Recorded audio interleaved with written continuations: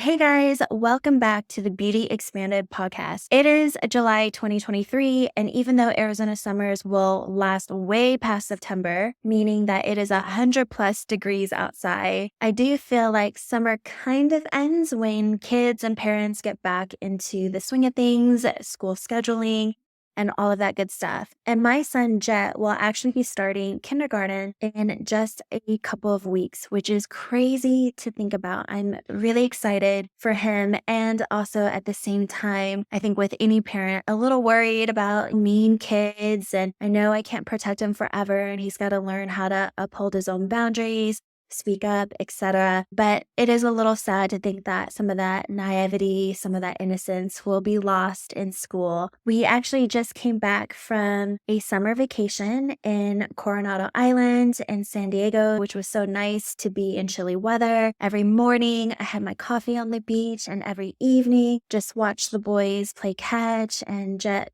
building sandcastles, watching the sun go down through the ocean, and it was just amazing. I realized that I need to do more vacations. It was also really interesting to see how long it took me to finally relax. I was very aware of feeling guilty for not working. Our vacation ended on a Tuesday, and when Monday hopped around, instead of feeling like I was getting away with something and playing hooky in a sense of not working on Monday and being on vacation, it was interesting to see this guilt pop up. And as my mentors always say, guilt and shame is a useless emotion. And the one illustration or analogy that they gave me is, would you want a surgeon working on your loved one feeling guilty and shame? And I was like, no, of course not. And they're like, well, what about it was a minor guilt, like they cut someone off in the parking lot? And going into surgery, working on your loved one, you would see that guilt has no use in their life. It doesn't serve us any good to feel guilty and shame. And so that was really interesting for me to reflect on. It's just noticing that it came up, obviously not letting it take over, seeing how ridiculous it was. But again, that voice in your head can be pretty tricky and strong at times. It's one of those things that needs to be put into practice. And that means having a little bit more of that balance, being able to step away from your business and let others handle it, and realize that if you do take a couple days, especially a Monday, off from your business, that not everything is going to burn to the ground. And if there is things that do end up popping up that need to be taken care of, those can also be a learning opportunity for you to see where some of those gaps are, and if there's anything that you can do or hire or delegate to someone else to take care of while you're gone. And so it was a great overall experience. I'm human like everyone else. And just seeing that, wow, I have a really hard time truly letting go. And at the same time, really being proud of myself for not opening up my laptop and working. I actually only had to work on the day that we left. I was doing a monthly mentorship call with our artists that train with us. And that was actually a lot of fun for me. So that doesn't feel like work. I had a guest speaker on, my digital advertiser, who gave us really great insight on how to build landing pages for your website, get people to take action, feel inspired to book with you, and all of that good stuff. So super engaging. And again, didn't feel like work, but that was the only time that I opened up my laptop, which was nice. So before we hop into this episode, I also wanted to give you guys some updates on what's happening behind the scenes at Studio Conceal. One is, I don't know if you guys know this, but you can leave me a voice note. It's really simple. The link is in the episode description, but you can leave me a simple voice note of anything that you'd like, whether it's a question that you're struggling with in your business, whether it's a topic that you'd like me to cover, or whether it's just commenting and engaging with me. I love hearing these voice notes, and I actually got one last month, which I'm going to share right here from Lydia, who I believe is a brow artist based on her email address. Hi, Jade. I don't have any question. I just didn't see where to leave a rating. And I really wanted to let you know that that episode was amazing. It blessed me. It was exactly what I needed to hear. I'm so glad I clicked on it. I'm so glad I subscribed to your podcast. And I'm going to be listening to it over and over. I just wanted to say thanks. Bye. Thank you so much, Lydia. Your note was received, and I'm so glad the last episode on imposter syndrome really helped you. The other update I wanted to share with you guys is that we finally officially launched our first live webinars from the Behind the Curtain series.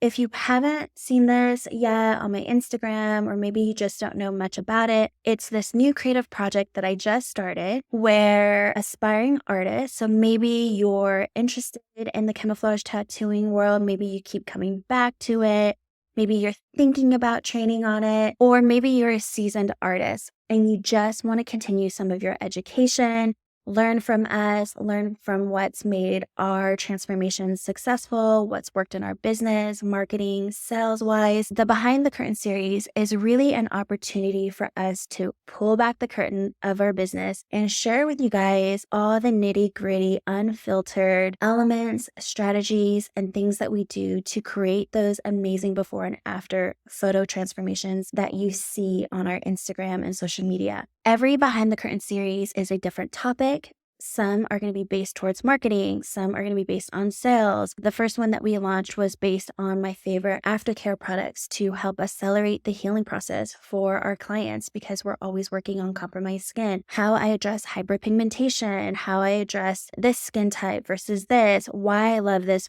particular product, the inflammation healing phases that every person is going to go through every time you tattoo them. All of that was covered in our first webinar series. And then the next one, I believe, is going to be about sales, and that's going to be launched in August. These webinar series are live. It's an opportunity for you to learn from me, to engage with me, ask questions, but also up-level your own business and begin to have fun exploring new things that may help accelerate the healing process of your clients or help grow your client base or your leads or to help you close more clients when you're doing consultations. There's so much that goes into business. And so that's why every series is a subject and topic of its own. It's not consecutive in the sense that you can't watch part 2 if you haven't watched part 1. I wanted these series to reflect back a variety of topics that I know goes into every business, because when you start working for yourself and growing your own business, you realize there's so many dimensions to your business. There's the sales aspect, there's the marketing aspect, there's the social media aspect, SEO, ads, accounting, taxes, and also the technical fundamental parts of tattooing, right? So in these series, there's going to be a variety of topics. Our goal is eventually, once we kind of get things rolling,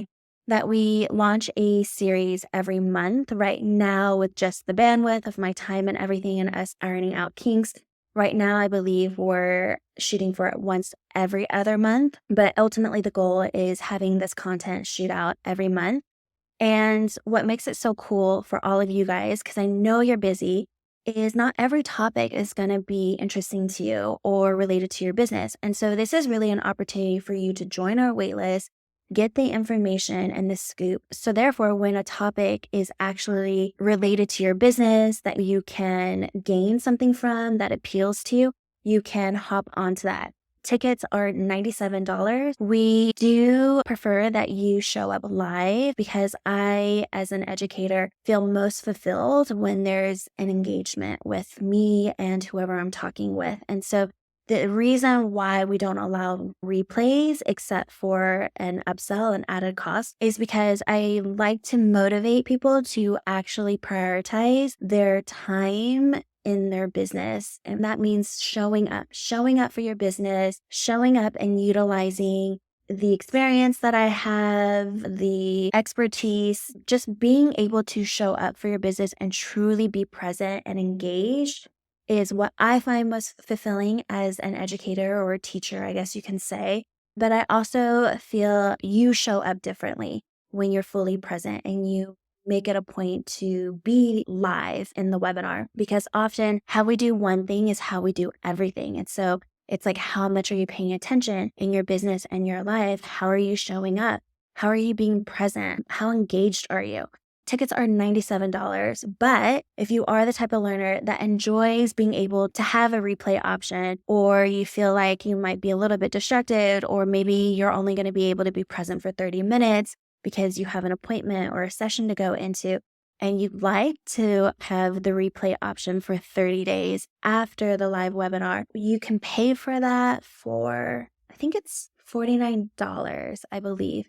I could be wrong. It's something around the $40. So you do have that option. But again, if you're going to be present, you're going to be taking notes, by all means, you do not have to purchase the replay option. So that's how we have it structured. We'll include in the show notes the link to sign up for a waitlist if you haven't already. But the next one will be in August. I will give you guys the dates on that page, but I believe it's going to be mid-August on a Monday. And we're actually going to be talking about sales, which leads me to this month's episode, because I've been hearing from a lot of my colleagues and my peers, people are freaking out a little bit because July tends to be slower. So maybe you can relate. There's a couple of reasons of why that could be. One is people are enjoying their summers. School's about to start. So people are making sure that they get those vacations. I can definitely relate to that this month, as I wanted to do a family vacation before Jet officially started school. The other reason could be, depending on what state you live in, summers could be amazing, mid 75, 80 degree weather, which means that you're outdoors enjoying it and you don't want to necessarily be covered from head to toe because you just got camouflage and you're healing. Or if you're a brow artist, maybe your clients are out on the lake enjoying the weather or the beach, and they're out in the sun and water, and they don't necessarily want to worry about their brows scabbing during this time. So timing is one point as to why maybe July is a little bit slower for you. But regardless of whatever reason it is, this episode is going to be really helpful for you if you are experiencing a slower slump right now. It's just seasonal. Know that in every business, there's going to be seasons and times where things are a little bit slower and then things pick up and you're super, super busy. I can think of hairstylists who have slow seasons and really high volume seasons. I can pretty much think of any business that has a season of fast pace. Oh my God, I'm so stressed out, booked back to back, to slower months. And so our business is no different. What I like to do is just learn to accept it, knowing that this is part of the process. This is natural. It doesn't mean that you're doing anything wrong. I know that can seem kind of scary, especially when you have bills to be paid and you're like, I'm barely booked out this month. And oftentimes when people start freaking out is when they start discounting heavily their services. And if you haven't gotten the gist of this yet, I am not a huge fan of discounting your services. Look, I understand that it's your business and you can do what it is that you want, but I just don't believe in discounting the value of what you offer, because just because it's summer doesn't mean that you do lower quality work, therefore you're discounting your prices.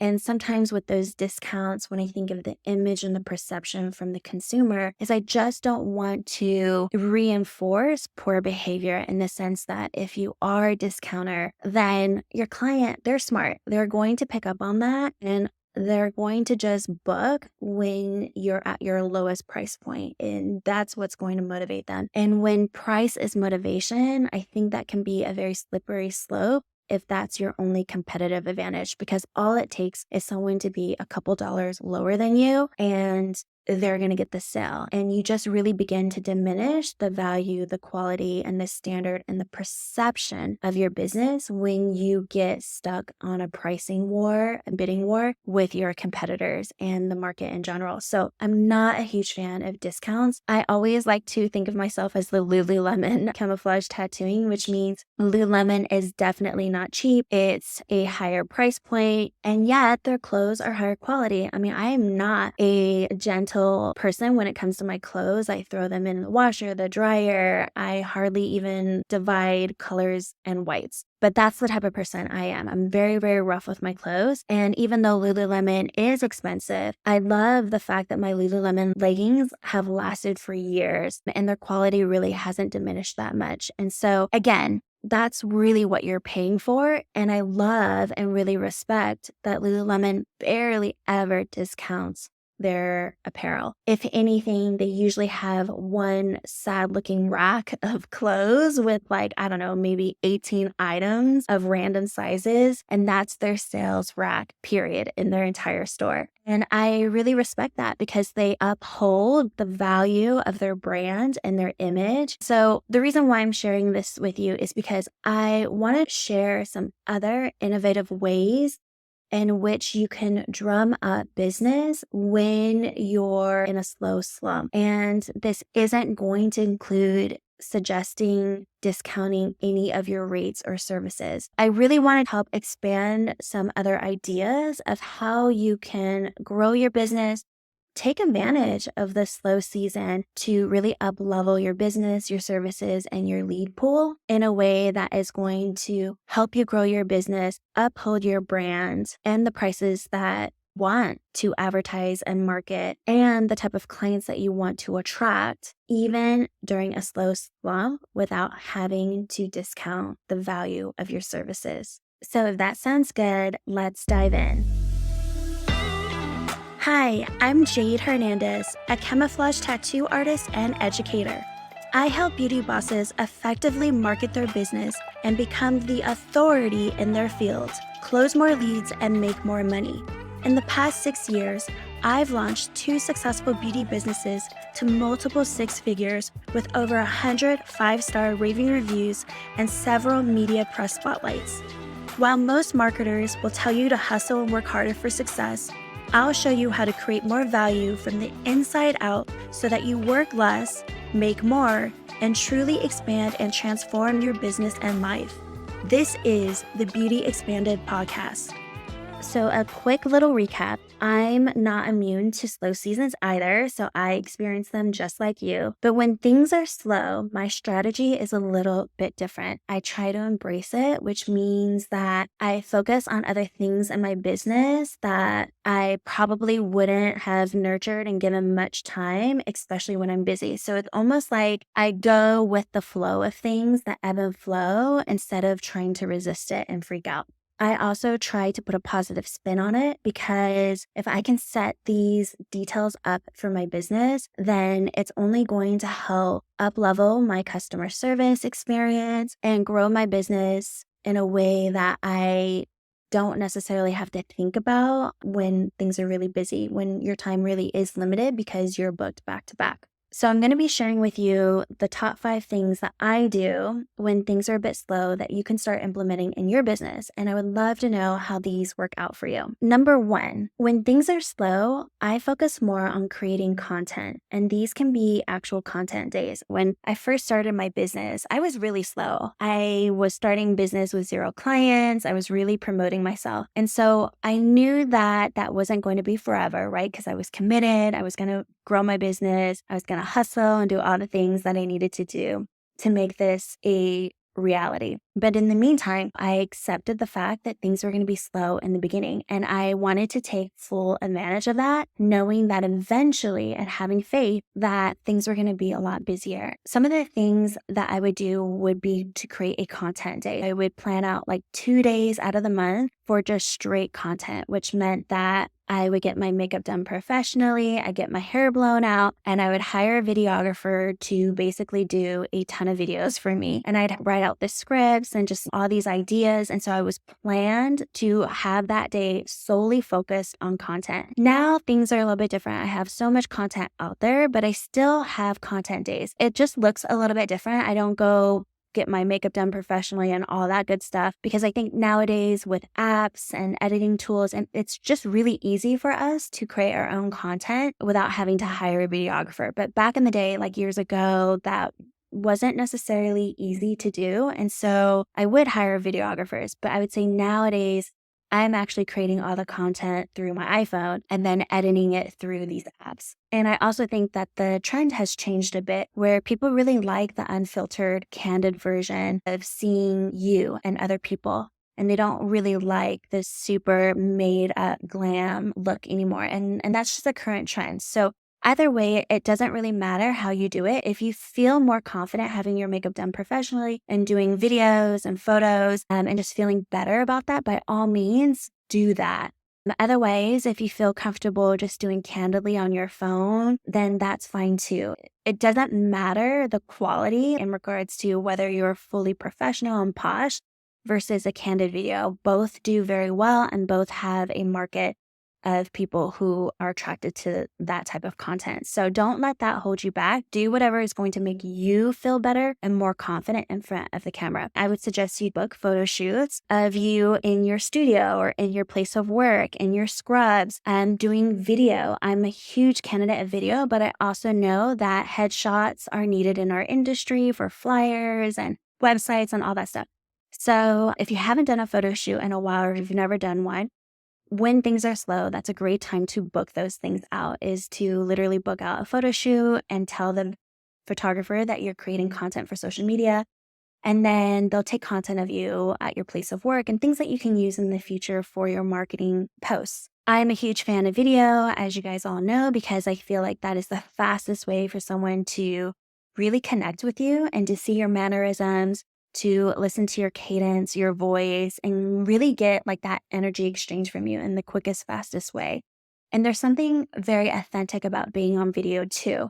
So I'm a huge fan of video, and a couple of things that you could work on is creating video of content from the past of you working, or you mixing inks, or you mapping brows, or you body sculpting, of you actually work. So there's all these trending ideas and topics that you can look at on Instagram or TikTok of people being like a day in the life, or follow me to work, or come to work with me. Or you could even do a video of you working on a client and explaining what it is that you're doing. Who is this client? Why did they come to you? What was their problem? How are you solving it for them? I also think content days can be really great to cover FAQs. What happens if I tan? Or if you're a brow artist, what's the healing journey look like? How do you map out brows? What does post-care look like? Speaking of post-care, what are your favorite aftercare products? That's a really interesting video. Why do you suggest these products? Why do you love them? Do you provide them for your clients? How should you prep for your tattoo appointment? What does a consultation look like? You could even do a studio tour. What does your place look like? How do you set up your session? How do you sanitize and disinfect everything properly? You could even do an unboxing video of your starter kit. If you're a trainer or educator, what does that include? Or an unboxing of a new product that you're trying, or a new ink set that you just bought. If you're into fashion, maybe you do a outfit of the day or outfit of the week, or what do you wear at work, or your favorite scrubs. So these are just some ideas that you can think of that are really fun and creative and have a little bit more personality, but also help provide value to your clients. And so in these content days, while things are slow, you might as well produce these type of content and videos that can help promote, educate your clients in a way that will forever work for you. So in the marketing world, we call that evergreen, which means once you post this video, there's no maintenance, there's no upkeep. It's posted forever to help bring leads into your business or help educate clients. All the YouTube videos that I did my first year in business still to this day bring value to people, because people will literally tell me, I watched all your YouTube videos. They were so useful. And they're still building trust and connection with clients today, even though they're 5 years old. And so that's really the value of creating content and videos for your business. So while you're slow, why not take advantage of creating all that content? Because it does take time to edit these videos. It does take time to come up with ideas and topics and put them all together, which you probably wouldn't have a ton of time to do when you're super busy. So when things are slow, it's a great opportunity to book and prioritize content days where you're doing a ton of videos and or photo shoots for your business. Number 2.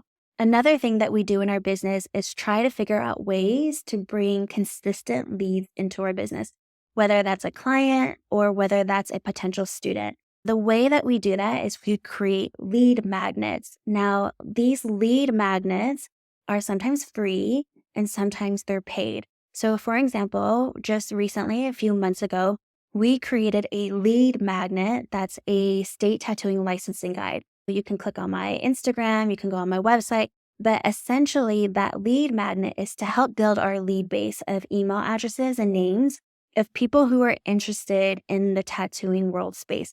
Now, whether they train with me is another ballgame, but it's at least grabbing the attention of people who are interested in possibly pursuing a career in permanent makeup, tattooing / camouflage tattooing. And so what I did was I hired someone to research all the state requirements for every state, because all the state tattooing licensing requirements and regulations are so different per state.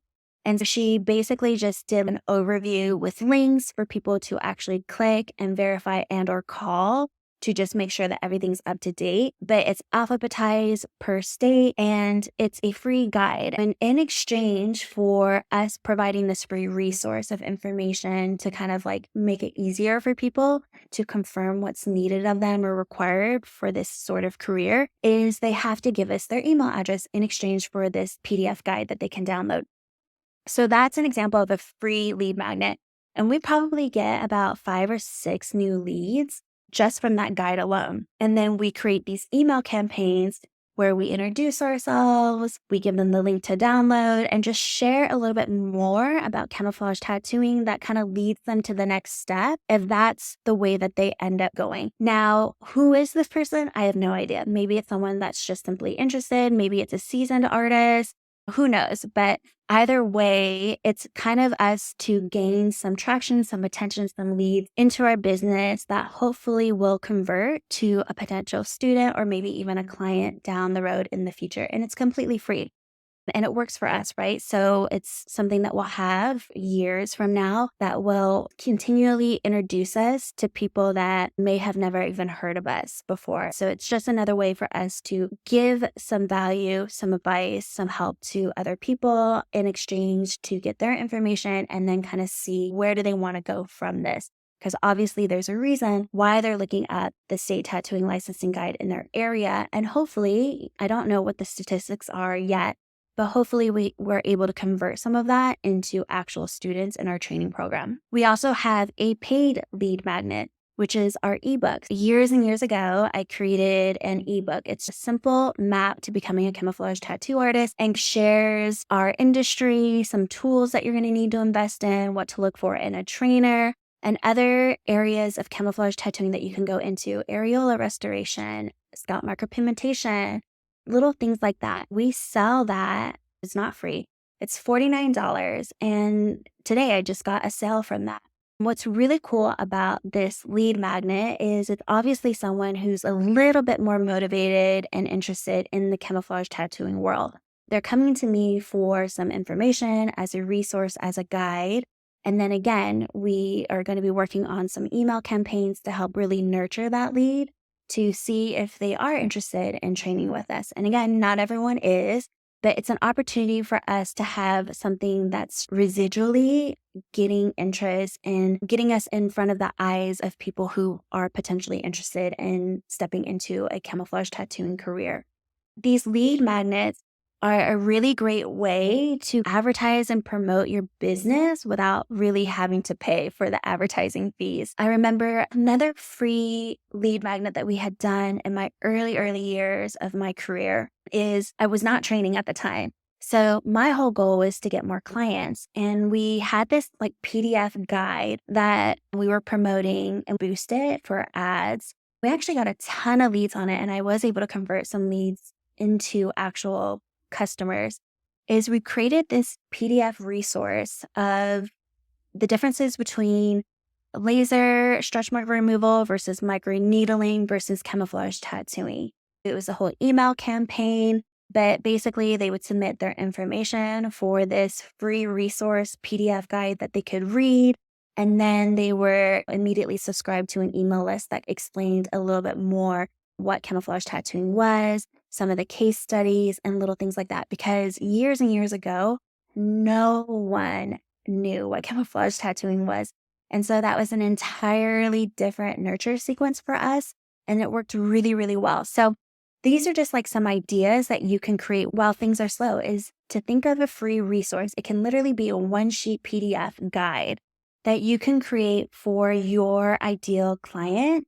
And what type of information can you give them that will help them, that will be valuable to them in exchange for their email address that you can then begin to nurture. If you're a brow artist, maybe you can do a free PDF guide on the many different types of brow artistry out there. People are always confused. They don't know what microblading is versus nano brows versus micro shading versus ombre. And so simply giving them a free PDF guide that they can download that kind of explains things, what you suggest, and including your information, maybe your rate sheet or why they should hire you, etc., how they can book a consult with you, is a really great way to build a relationship and that trust value factor with your client. Also, anytime you educate your clients, you always position yourself as an expert, because you have to remember your clients aren't in this industry. They don't know all this terminology. They're reading things on Instagram, they're seeing influencers, but they really don't have any idea what they're stepping into. And so when you can provide that value and that information for them, they immediately trust you and respect you as someone who knows what they're talking about. And who are they going to invest in? They're going to invest in someone that they feel is knowledgeable and trustworthy and competent and knows what they're talking about. So this is just another great way to begin to build leads and your audience in a different way other than like social media, for example, followers and likes. That's great, but really my goal is, I call those vanity metrics. It feeds the ego to get a ton of likes and comments.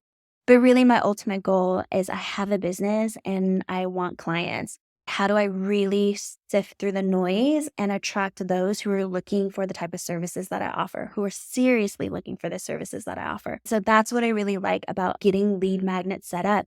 They're really easy to do. And then nowadays, there's templates on Canva, which helps save so much time on the design wise. You can hire a copywriter who can just spell check for you, make sure everything makes sense, and then promote it. And you can either promote it on your social media networks. There's so many different apps where they create landing pages for you, where they'll process the payment for you.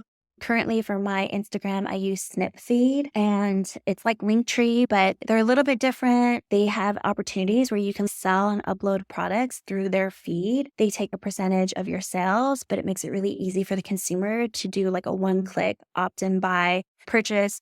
There's different ways in which you can make it accessible for people that are very, very easy, that don't cost that much. Okay, so that was number 2, which leads me to number 3, which is it's so important as a business owner to begin to build your email list. It's so, so important. Look, Instagram followers, Facebook, friends, TikTok followers, they're all great. But at the end of the day, if TikTok, Instagram, or Facebook were to shut down, they own all that content and all your followers. And so you could lose that within an instance. Whereas if you were to begin building your own email list, that is 100% owned by you. You have so much more control of that list. And that is way more valuable than a new Instagram follower in my eyes, because there's no way that you're going to be able to truly, truly track everyone that follows you. And nowadays with bots and so many things, it's like, who really is serious or is a serious buyer? One of the things that we've been focusing on this year is to really learn how to nurture our email lists. And some of the ways that we're doing that is we're sending out monthly newsletters, giving people a behind the scenes glimpse of what's new at the studio, any new services or products that we're offering, promoting our behind the curtain live webinar series, our ebook, our podcast episodes. That's one way that we're nurturing our email list. And we're also sharing before and after photos, client case studies, training dates, really anything that is new, inspiring, and interesting in our business. It's a way for us to stay connected to our email lists and begin to build that trust with them. A few tips on how to build your email list is, if you have a website, more often than not, your website provider or your template, whoever you're using, WordPress, Squarespace, they should have an option where you can create a email list. And then you most likely have to use MailChimp or some sort of software to house them all. But it's really just a simple thing where people can sign up to stay up to date on news or specials or anything that's inspiring about you and or your company. And so all you're doing is just collecting emails. I've actually been doing this for years, except I never did anything with that until this year. I started realizing like, oh my gosh, like I have 200 and something people on my email list and I've never said a word to them. So this year we're focusing on just doing things differently to get us to where we want to be. We got to be different, right? And so we are testing out and nurturing them more effectively. And we're not doing anything crazy. So all I'm doing is committing to a monthly newsletter and then keeping them up to date with anything else that we do. So it's not like we're spamming them. We're not getting all crazy, but we're definitely making sure that we make some sort of monthly contact with them. And my email list is everyone who's ever signed up for anything. So whether they submitted their email address to our website directly, or whether they signed up for our Behind the Curtain series waitlist, or they've downloaded the state tattooing licensing guide, or they've bought our ebook, anyone who has ever done anything with our business when it comes to submitting their email address is getting our monthly newsletter. And it makes it really easy. People can unsubscribe if they like, but we haven't gotten a ton of unsubscribes. So I think people are finding this interesting, or at least I think they do. Again, it's another platform for us to promote ourselves, to keep people up to date, and to start building that relationship with them in a way that feels a lot more intimate than on social media. Because it's almost like you're reading someone's diary, or at least that's the way that we're writing, is really just giving them a closer look into what's happening with us and being able to write a lot more and to give those details in a way that like an Instagram post wouldn't be able to. So that's the number one thing that I think a lot of artists are missing out on is you have to start building your own email list, especially if you're an educator in this industry. It's super, super important. And I think a lot of people are sleeping on that. The fourth thing that you can do when things are slow is to focus on online networking. So what that means is some of my colleagues, they love to actually go to live in-person networking events. That personally is not my thing. I don't really like it. I don't like the feel of like talking to someone, knowing that you're going to be asked what you do for a living and they're going to be wondering exactly how they can utilize or sell their services to you. So I personally don't like live networking events, but I know some of my peers in the studio, they love them. They love the energy, meeting new people, and they're really good at it. Me personally, I would rather do more online networking. And what that is basically joining Facebook groups and being able to promote your business through these private groups. So for example, in my neighborhood, I live in a neighborhood called Cadence in Arizona. It's very family oriented and there's a ton of subgroups within this neighborhood. There's like a Cadence babysitters group. There's a Cadence moms group. There's a Cadence entrepreneurs group. So many different type of subgroups within this subdivision. Usually with these Facebook groups, there's like a Boss Babes groups, for example. There's days where you can promote your business for free. And I have an artist at the studio. Her name's Erin. She's so good at this. So anytime she's slow, she has a calendar that she created of all these Facebook groups that she's in. Some of them are mommy groups. Some of them are actual business groups. Some of them are beauty, skincare tips groups. So she's in all of these Facebook groups. And what she does is she created a calendar of all the days where you could promote your business for free without getting in trouble. Because a lot of these groups, they do have these boundaries and rules where they don't want you spamming and constantly promoting your business. But they usually do have some sort of thread, whether it's Monday Motivation or Work It Wednesday, for example, where you can comment about your business and promote it. And so she created a calendar of all these Facebook groups and the days in which you could promote your business. And on those days, she'll promote her permanent makeup services. And she always adds some sort of graphic, some image, a before and after or something of her brows. And I tell you, it's unbelievable, but anytime she's slow, this is her strategy and she is able to book out her month instantly, at least gain 3 or 5 serious leads through these posts. And again, it's one of those things that I think people kind of sleep on, especially because if you're spending more time on TikTok and Instagram, you're probably not a big Facebook person, and that's okay. But the one thing that's interesting about Facebook is they're really good at having all of these groups and these little communities that could be your target market. So for example, for me, I'm definitely in a few mommy groups because most women who have had kids will often more than not have stretch marks. And so this is a really great opportunity for me to promote my business or if we're looking for models for training, we can usually get them booked through a post on these groups. So don't ignore Facebook, especially if you're not a huge Facebook lover or user, because every platform has its strengths. And I would say Facebook definitely is really good at creating these sub-communities online where you can network with people online freely without getting in trouble. And Erin at our studio, she has complete success with promoting her business through these Facebook groups. And it's so easy to do. Doesn't cost you anything. And yeah, she's definitely booked a few clients just from that. So I would focus on doing that, even researching your city. And you can literally put Los Angeles and then mommies, and it'll come up with a list of groups that somewhat pertain to those keywords. Check out your neighborhood because you could be pleasantly surprised that there's a bunch of groups in your neighborhood.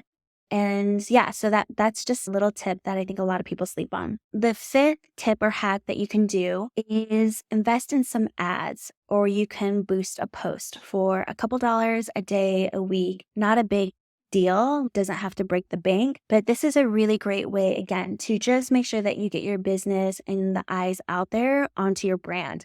If you, let's say, did create a free lead magnet, some sort of ebook or PDF guide, that's another great way to boost that and to create an ad just for that free resource or that free PDF guide. That's probably the fastest way you can build up your email list. And then from there, taking all those contacts through an email campaign where you're emailing them more information, how to work with you, a little bit more about you and your business, what you can offer, the problems that you solve. That's a really, really great way or a different avenue to expand your reach. I would definitely think about doing ads when things are slow, which is the opposite of what most people want to do, because when things are slow and there's not much income coming in, the last thing you may want to do is actually exert and spend money, right? Put money out. But if that's very short-term looking, is that even a word? I don't know. But if you just step back for a moment and from a bird's eye view, begin to look at it as an investment that is going to have huge returns for your business, then this is a great opportunity when things are slow, is to promote, do some advertising so that you can grow your email list, so that you can get people signed up for your free PDF guide, which can eventually lead them to booking a consult with you or hiring you to do their brows. Don't dismiss the advantages of advertising during a slow season. And those are the things that I typically look at, because if most people in my industry are experiencing a slow season, I know the majority of them aren't going to want to spend money on advertising. But that's probably the most pivotal time to do so, is because if no one's really spending money to advertise their business during a slow season, then if I spend a few dollars advertising my business, I'm going to be able to have a larger reach of potential clients than my competitors who are afraid to invest a few dollars into their business. That's just my little tidbit. It's like when everyone is doing something, I tend to go backwards and try and do the opposite of what everyone else is doing. And it served my business well. So I hope that these tips, or at least one of these things, inspires you to try something new. Take advantage of the slow season. Know that it's temporary. And please let me know if this was helpful to you. Leave me a voice note, send me a comment on Instagram. And of course, I haven't asked in a while, but if you did have a few minutes and you found this valuable, please share it with a friend on your IG story and/or leave us a rating so that we can reach more people to help artists like you. Thanks so much, and I'll catch you guys on the next one. Thank you so much for tuning in. I'd love to connect and help you more. If you have a question you'd like for me to answer, please send it to jade@studioconceal.com. That's JAYD@studioconceal.com, and I might highlight it on my podcast. I find what's often personal is most general. So if this episode helped you, please share it with a friend who may need the encouragement and inspiration. I'll catch you on the next one.